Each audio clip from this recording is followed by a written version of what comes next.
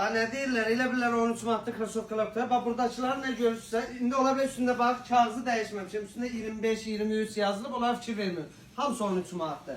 Bax, birdən arxayın olmazsınız ki, gedərəm birdən qutarmış olar. Bax, var.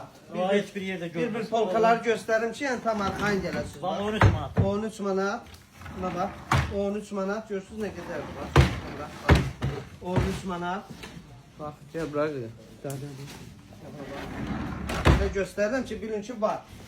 Heç bir yerdə yox. Bax 13 manat. 13 manat. Krasovkalar koydum 13 manata. Vaxtında gelin bir burada da nümunə olarak hərəsindən bircilər koymuşum. Bak böyle uzun boğazlar var. Bablar var 13 manata görürsünüz. Buna bak. 13 manata bak böyle geçen.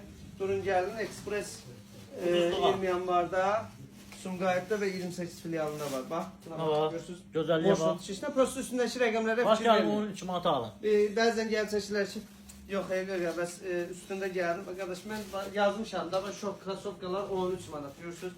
Yəni, bir dəfə ola etiketləri dəyişə bilmirəm. Durun, gəlin, xidmətinizdə. Hamıyı gözləyirək, bax gəlin.